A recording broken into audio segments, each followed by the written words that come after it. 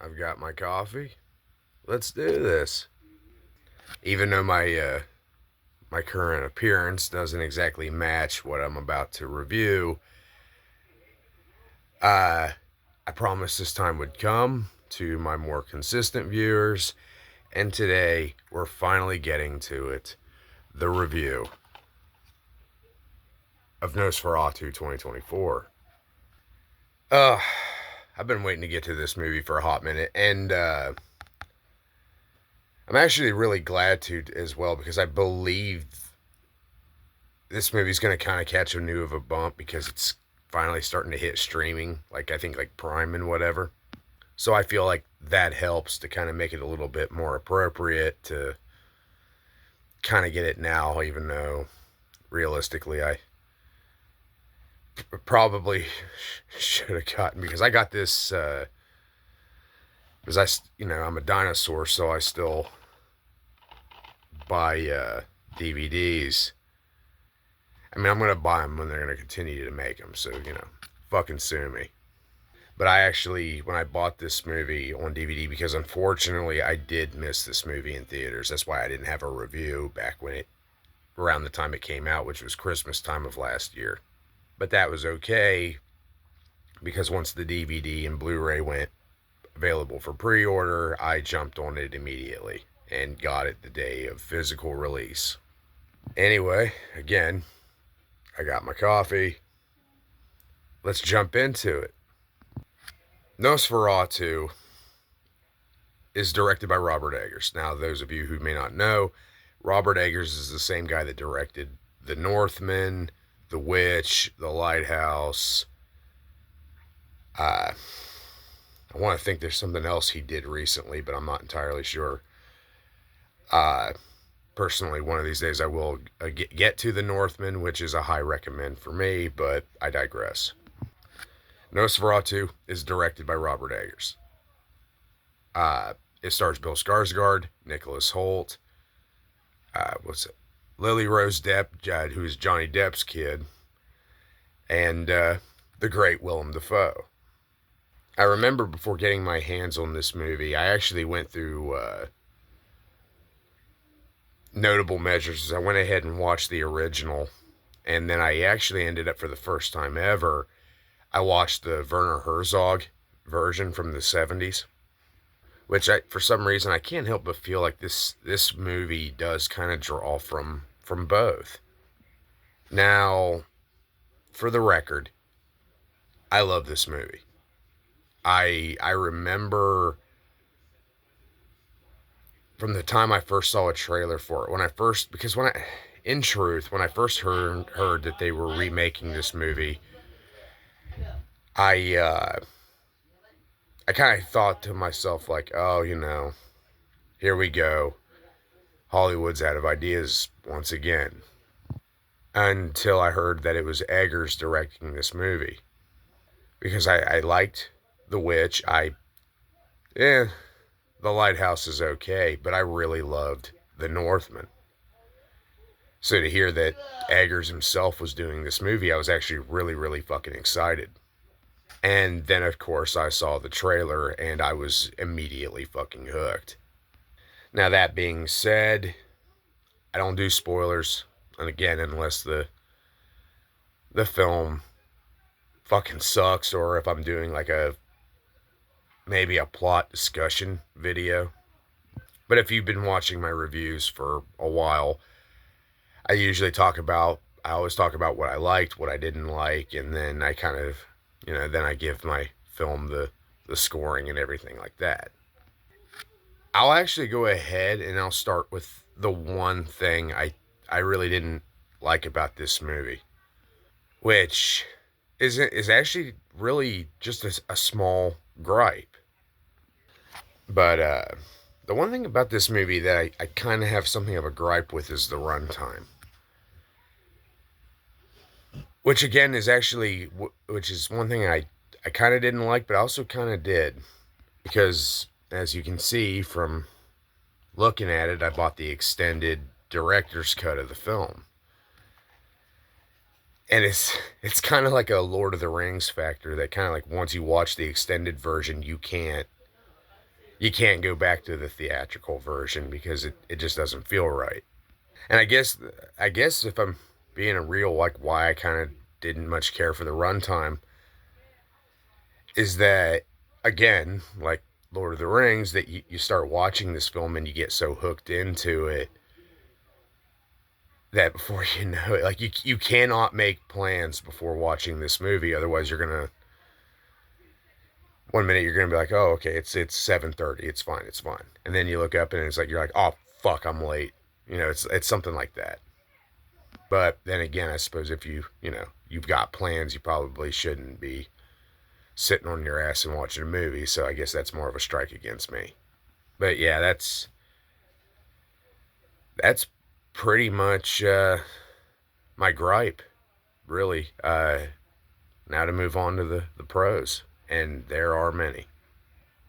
I want to start with the fact that, all in all, it's really just the thing that really grips me the most with this movie is the tone.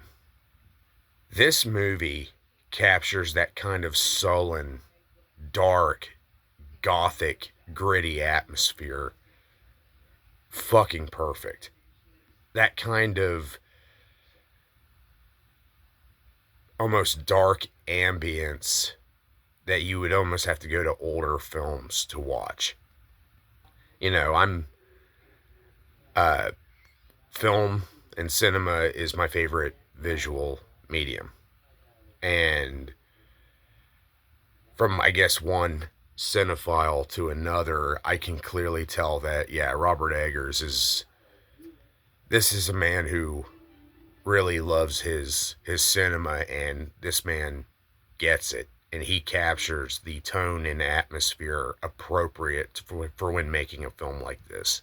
Like, you watch this film and you genuinely feel like immersed in everything, like whether it's you know uh whether it's Germany or the Carpathians or even the vampire's castle, that these kind of things, like, the atmosphere is so good that you really you get that sense of, like, everything from environmental unease and claustrophobia and stuff like that, and you just it's great. Then again, that's Eggers for you. The guy really knows how to construct atmosphere for the settings of his films, and the guy captures it really, really well.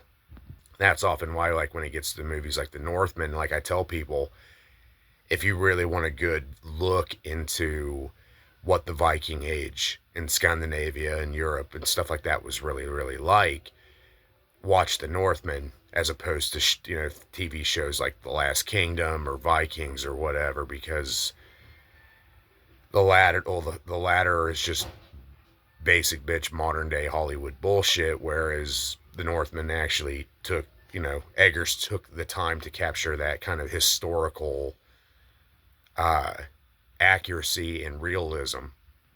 But I also really like, because this is kind of like a base thing with Eggers. The guy really knows how to kind of capture that sense of, like, mysticism and supernatural and, like, realism and stuff like that, and, like, condensed into, like, almost like a psychological thriller perspective as well. Like, you watch any of his movies, and half the time you do often find yourself asking this real question of, are what these characters are dealing with, is this real, or are they batshit crazy? Is there, like, some weird, what the fuck's going on? So, the guy is proven himself time and time again. He's a master of this, and bravo. Now to move on to the cast. No complaints. Like, the movie's got an all-star cast, and it's working for it. Although, the only one that I was really unsure of, true, if I'm being honest, was Lily Rose Depp. I mean, yeah, she's Johnny Depp's daughter, so, but that doesn't always mean anything either. Talent doesn't always jump from generation to generation. You know, doesn't necessarily mean that she's going to be anything like her dad or whatnot. But she actually came through in the end, and I think she's actually a really, really good actress, and bravo to her. Uh, Willem Dafoe is about as great as you can expect, but that's because that guy, you're talking about a man who has mastered the art of acting for decades. Like, the guy's a pro for a fucking reason, and like, the guy's a fucking genius. In fact, to this day, I don't think there's anything I've ever seen Willem Dafoe in where he was shit, you know? Like, even in a bad movie, he's really fucking good. And that's why I like it when Willem Dafoe works with Robert Eggers, because this is the third time these two have worked together, because he was in The Lighthouse, he was in The Northman, and now he's in this. And I think that, you know, something tells me a friendship's kind of budded there, and that's why they work together a lot. Because I mean, Robert Eggers is a fucking filmmaker. You know, he's not some asshole who got cast based on it as a director based on his identity. Like, the guy's a fucking filmmaker. He knows what he's doing. And I think, and with someone like Willem Dafoe, Defoe probably appreciates that, because he actually, Eggers allows him to do, you know, what he's supposed to do, which is actually fucking act. And it really does come through with his performance as Von Franz, who was supposed to be the stand-in, because a lot of people don't know this, is actually, like, Nosferatu is unironically the very first horror movie ever made. And unironically, it's not only is it the first horror film ever made, but it's one of the first examples of cinematic plagiarism to actually become successful, as Nosferatu was plagiarized from Bram Stoker's Dracula. That's why, you know, Dr. Von Franz is a stand-in for Abraham Van Helsing. Like, fuck, I'm drawing a blank on the names, but you get my, like, how Nicholas Holt's clearly a stand-in for Jonathan Harker, and Lily Rose Depp is a stand-in for Mina Harker. But bit for bit, for every performance from every actress, I forgot to mention that Aaron Taylor Johnson's in this movie, and he's proven himself to be a really good actor as well, and he really does do a good job in this movie, even though he's not really, because he's effectively the Arthur Holmwood of the story. He's still rather good. Not really a main character, but he's still really, really good. Like, everybody is, especially Nicholas Holt. Bravo to him, because, like, there are scenes with him, with Nicholas Holt, uh, where he exhibits fear and anxiety to, in a sense that you believe it. And the fact that if Nicholas Holt doesn't win an Oscar for this fucking movie, that's an injustice. But yeah, I don't want to dwell too much on that, because I feel like I'm getting kind of sidetracked. I already feel like this is probably going to be a long one, but to be fair, I have a lot to say about this movie. But now that we skip ahead, because there is one casting choice that I never got to, and that's because I wanted to save that for the more juicier discussion of this video. Like, the main reason everybody talked about this movie in the fucking first place. And that is Bill Skarsgård as Count Orlok, aka Nosferatu. And for the record, as someone who is of Swedish heritage on his father's side, I adore the Skarsgård family in general. These guys are masters of their craft, and I feel like they're not as appreciated. You know what I mean? But that being said, what can I say about Bill Skarsgård as Count Orlok that probably hasn't already said, other than maybe express my feelings about it to the best of my ability? And goddamn, like, goddamn, like, fucking bravo. Like, I don't even know where to fucking begin. Anyone who remembers my Salem's Lot review I mentioned how I was effectively starved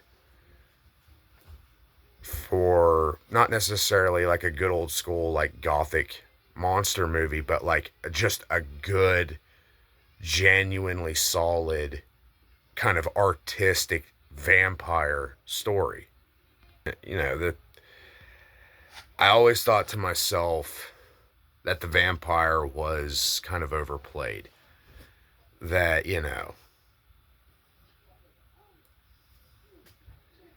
that that they can't be scary anymore. They can't be intense anymore. There's no sense of that like dark sense of wonder anymore. That it's old hat. And then I saw this movie.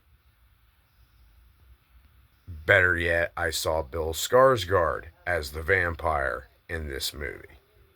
Now, those of you who have seen this movie, some people might think, well, I didn't really like the take on the vampire. It didn't really feel like a vampire. That's because you're more used to the modern day take on these creatures as opposed to like the actual like because Robert Eggers goes the extra mile and he actually likes to put like little nuggets of actual like historical, both whether it's real or mythological folklore. He likes to put those elements into the DNA of how he structures his films. So the way that the vampire is depicted in this movie is more of an actual mythological folklore take on what you would expect from vampires in Europe, especially around this particular time period. Like this is how vampires were like we all have our perception of vampires of the modern day. This is how people perceived vampires way way back. Like we're talking like when we were still wearing armor and killing each other with swords and battle axes time period kind of perception. Like this is how vampires were written about back in like ancient Rome or medieval Europe, stuff like that. In other words, this is a pure, raw, kind of old school take on what a vampire is. Which is why I am proud to say that holy motherfucking shit, that is a fucking vampire. Like, this is a fucking vampire movie. And I still feel this way. Like, after the Salem's Lot remake, I was left so disappointed and starving for something more of the nature of this film. And I still feel that way. And even after last night, Sinners, which I'm not going to review. However, I do recommend. I thought it was actually a genuinely good movie. I thought it was a very well shot film, but it's also a very well acted film. However, it's kind of so. It is just kind of your basic bitch generic vampire movie. Like it feels kind of in a way it made me think of like From Dusk Till Dawn, but treated with a from a different perspective with a different kind of tone and atmosphere. Without the Tarantino and Robert Rodriguez kind of derpy bullshit. But even Sinners doesn't come close to Nosferatu 2024. This is a fucking vampire movie, and the way that I have been waiting for so fucking long. Like from start to finish, you're hooked. Especially like once the vampire shit kicks in. And I really, and then you're there. And I actually like how in a way that how they designed Orlok in a way too. Because harkening back to previously referencing that Nosferatu was plagiarized from Bram Stoker's Dracula, you can clearly tell that Robert Eggers understood this and took elements from both and combined them into this film. Because I believe this movie was put out by Universal, who do technically, well, no, because Dracula's public domains now, so it doesn't really matter. But you still find those kind of crisscrossed elements, like how they do design Orlok to look like a Transylvanian nobleman from the time that, Dracula, like Vlad the Impaler, who inspired the Dracula myth, would have been alive. Like, this is how he probably would have styled himself. Because a lot of people forget that like the actual, like, literary depictions of Dracula describe him as actually having facial hair and stuff like that. This is why some people reference, like, Gary Oldman as Dracula from Bram Stoker's Dracula as being more literary accurate. Or the one time that Christopher Lee did Dracula that wasn't like a classic Hammer film, I think that movie was called Count Dracula, and it's from 1970. Even though it's not really super accurate, it does have some accurate moments, but the way they made Lee look in that movie, he actually does look like the way Dracula's supposed to, who has a thick mustache and a goatee. And I think Dracula is also described as having slick back snow white hair with a ponytail, whereas Orlok in this film has like a comb over mohawk, like, or a mohawk comb over kind of. I don't know what the fuck they call that. I'm not Slavic, but I think what I really liked about it, it's like how Orlok is kind of characterized, because like when he talks, like he talks like he has this kind of deep, kind of booming voice, which apparently, from what I understand, that's Bill Skarsgård's like actual voice, because I think Eggers wanted to like digitally enhance it, and Skarsgård had told him no. Like, I'm gonna go do like I'm gonna go do speech training to figure out how to do that. But it's like how when he talks, he has these like weird periods of like gasping and wheezing and stuff like that, like kind of indicating that Orlok is old. He is very unnatural. He is a very broken and distorted creature. That effectively he is a reanimated corpse who preys on the blood of the living in order to survive and endure. So it would make sense that he is an unnatural, unholy abomination. So it would make sense that he's very, like, disfigured and stuff like that, but yet no less, weak. Because the way that Orlok is depicted in this film is, when I say that that is a vampire, that even though he looks frail, he looks distorted, he is an extremely powerful force of nature. You know, yeah, he's not really a fighter, even though, yes, he is physically strong, and even in a very intimidating character. He still has to protect himself. He's still vulnerable to certain, like, elements and situations that he has to keep himself protected at all costs. And, like, that's why I think there was no scene in this movie that made me pause, not actually pause the movie, but actually left me like wide-eyed and actually like surprised. And it's the scene where he kills the, well, I'm not going to give it a spoiler alert, but let's just say it involves a family, and a really, really well shot scene involving oh, hit the Orlok standing at a window. I think it was well done. It was both brutal and like one of those things where you're like, oh, fuck. Like, you almost think that you wouldn't see them do that, but they did, and it was bloody fucking marvelous. And again, with like the tone and the atmosphere, it just fucking works. Like, this movie is fucking phenomenal. Actually, you know what? My complaint earlier from the runtime, just go ahead and scratch this. I have nothing bad to say about this fucking movie. Uh, it's fucking, it's magnificent, and I got and I'm more of a werewolf guy over vampires, for the record. So, like, after seeing this movie and then finding out that Robert Eggers' next project is going to be a werewolf film titled Werewolf, I'm fucking there for it, boys.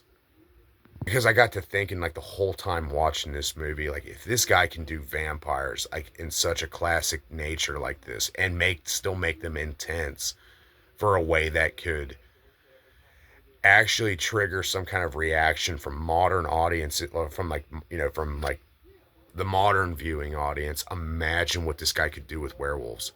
By the way, I'm aware that the modern audience doesn't actually exist. I'm not talking about the left wing version of that. I'm just talking about, like, people who have never seen these kind of movies before, because they're a bunch of puss weeds. I thought, if this guy can revitalize the vampire genre like that, imagine what this guy could do with werewolves. And it's almost as if somebody above or possibly below was listening, because the man's doing a fucking werewolf movie, and Odin be fucking praised. I'm fucking ready for it. Like, I'm fucking excited, boys.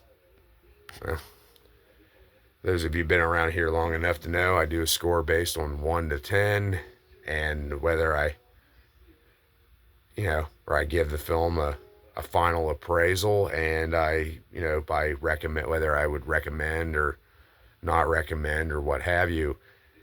I am proud to say that of all the movies I have reviewed, I think this is the second film I've ever given this score to, with the first being Godzilla Minus One.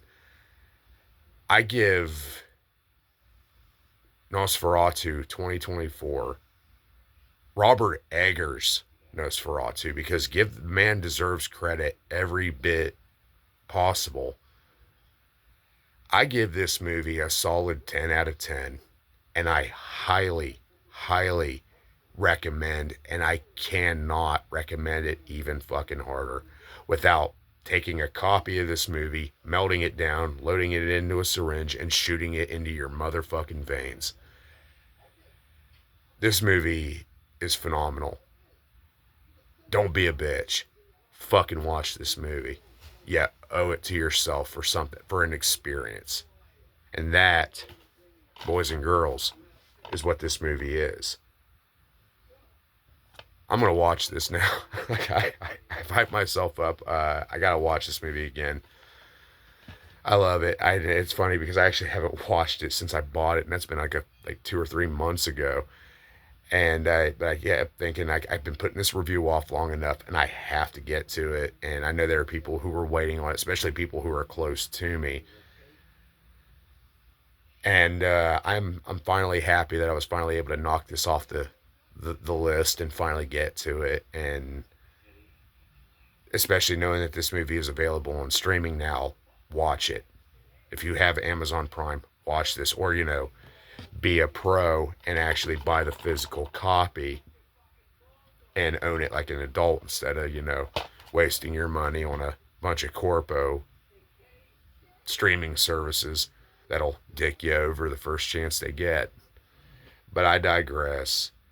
If you've made it this far, thank you for watching. And I hope you enjoyed this review. Sorry that it ran a little bit on the long side, but I'm going to go ahead and I'm going to shut my fucking mouth so that y'all can get on with it. And if you're fucking smart, dedicate your time to watching this movie. But again, thank you for watching. It's hot out there. Remember to drink your water, stay cool, and enjoy your motherfucking summer, guys. Peace out.